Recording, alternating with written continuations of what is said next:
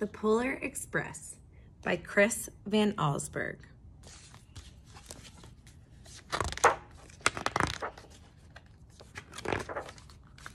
On Christmas Eve, many years ago, I lay quietly in my bed. I did not rustle the sheets. I breathed slowly and silently.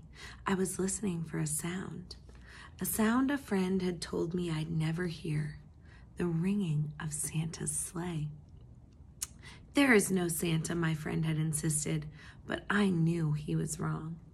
Late that night, I did hear sounds, though not of ringing bells. From outside came the sounds of hissing steam and squeaking metal. I looked through my window and saw a train standing perfectly still in front of my house.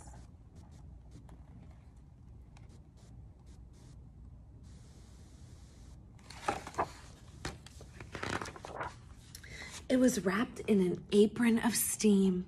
Snowflakes fell lightly around it. A conductor stood at the open door of one of the cars. He took a large pocket watch from his vest, then looked up at my window. I put on my slippers and robe. I tiptoed downstairs and out the door. "All aboard!" the conductor cried out. I ran up to him. "Well," he said, "are you coming?" "Where?" I asked. "Why, to the North Pole, of course. This is the Polar Express." I took his outstretched hand and he pushed me aboard, pulled me aboard.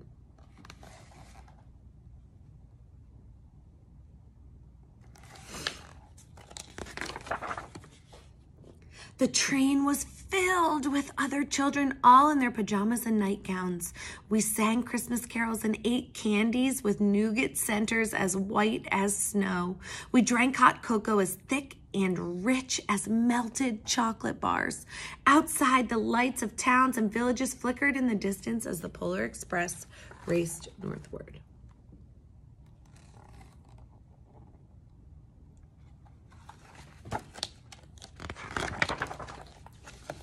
Soon, there were no lights to be seen. We traveled through cold, dark forests where lean wolves roamed and white-tailed rabbits hid from our train as it thundered through the quiet wilderness.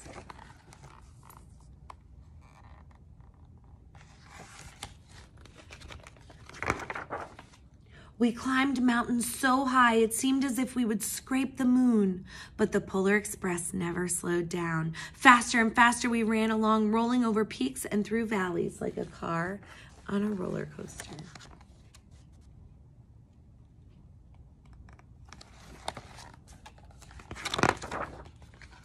The mountains turned into hills, the hills to snow-covered plains. We crossed a barren desert of ice, the great polar ice cap. Lights appeared in the distance. They looked like the lights of a strange ocean liner sailing on a frozen sea. "There," said the conductor, "is the North Pole."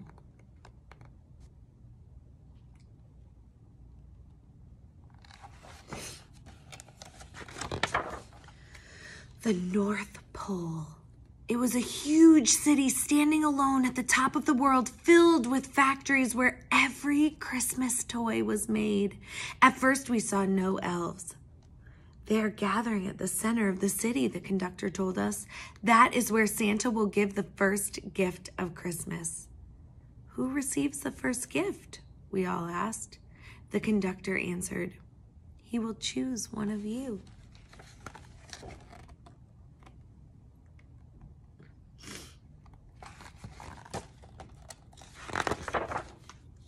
"Look," shouted one of the children, "the elves!"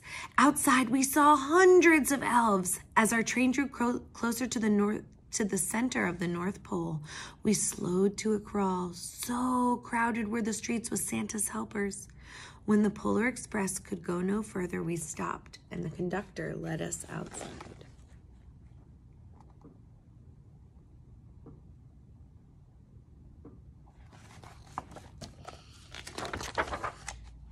We pressed through the crowd to the edge of a large open circle. In front of us stood Santa's sleigh. The reindeer were excited. They pranced and paced, and ringing the silver sleigh bells, that hung from their harnesses. It was a magical sound like nothing I've ever heard.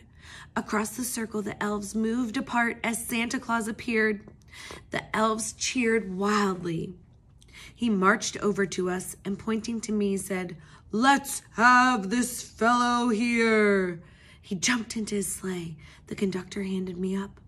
I sat on Santa's knee and he asked, "Now, what would you like for Christmas?"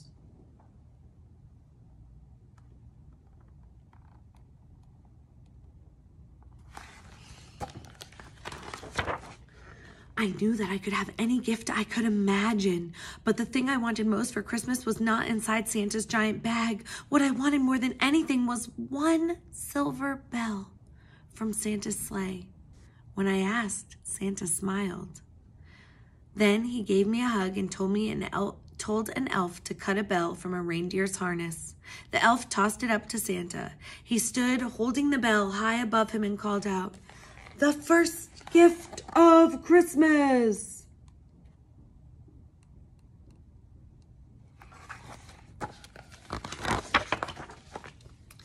A clock struck midnight as the elves roared their approval.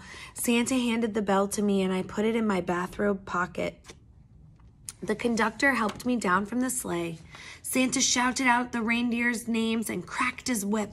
The team charged forward and climbed into the air. Santa circled once above us and then disappeared in the cold, dark, polar sky.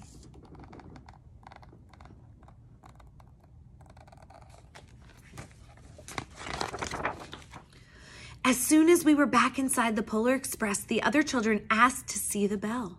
I reached into my pocket, but the only thing I felt was a hole. I had lost the silver bell from Santa Claus's sleigh. "Let's hurry outside and look for it," one of the children said. But the train gave a sudden lurch and started moving. We were on our way home.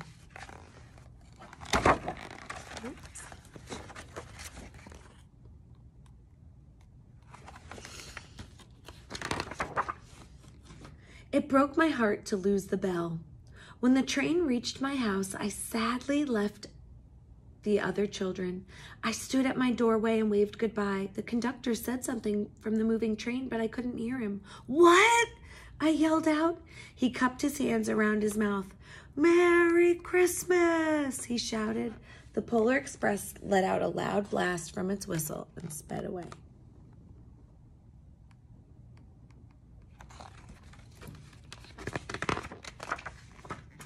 On Christmas morning, my little sister Sarah and I opened our presents.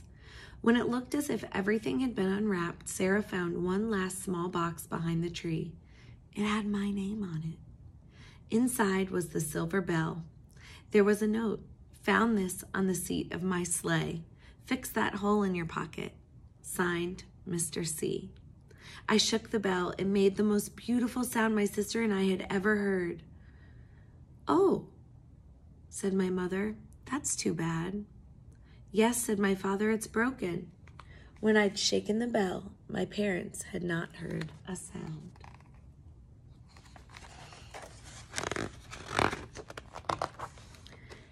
At one time, most of my friends could hear the bell, but as years passed, it fell silent for all of them. Even Sarah found one Christmas that she could no longer hear its sweet sound. Though I've grown old, the bell still rings for me as it does for all who truly believe. The Polar Express by Chris Van Allsburg.